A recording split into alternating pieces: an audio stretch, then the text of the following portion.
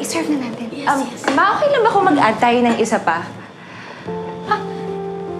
Bakit, anak? May kasama ka?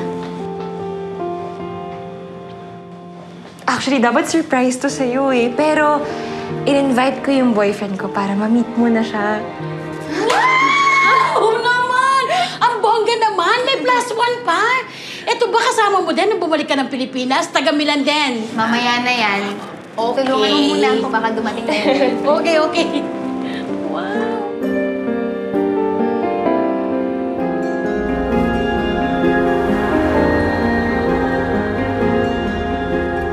Ma, you need help? Help kita? Okay lang kami dito, anak. Okay. Sige, umupo ka na dyan. Okay lang, ma.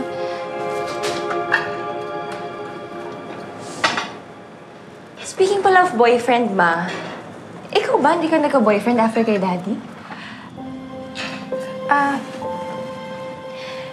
Meron. Pero saglit lang, hindi naman din kami nagtagal.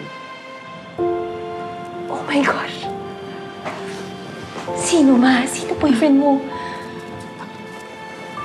Past is past. Huwag natin pag-usapan. Ha? Ma, pero minahal mo?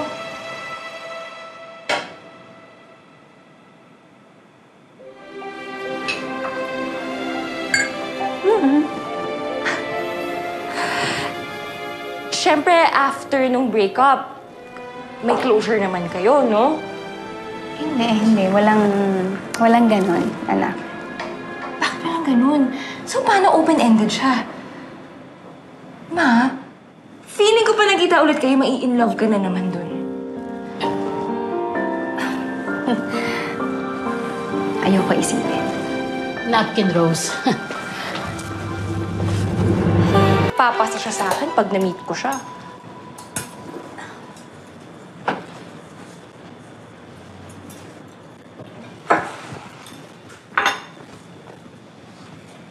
Tsaka ma, kung sakaling may gusto kang ipakilala sa aking special someone or may gusto kang ikwento sa akin,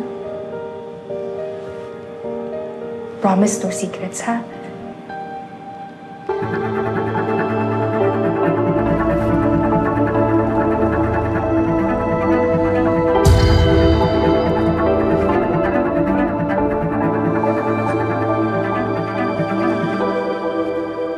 Yes, anak. No secrets.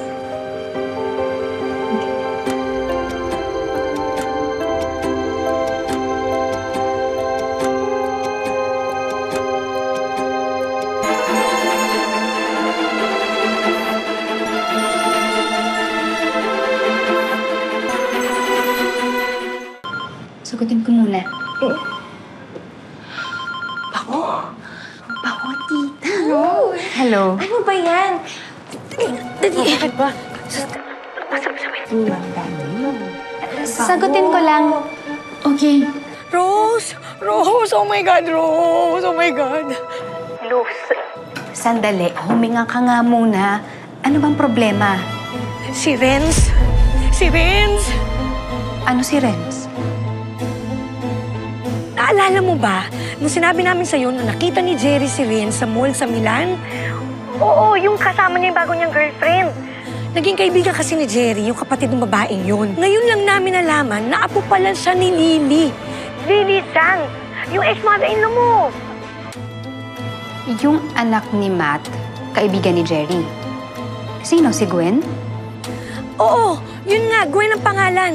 Half-sister ni Gwen ang anak mo, si Sandra, a.k.a. Alex. Si Sandra ang bagong girlfriend ni Ren.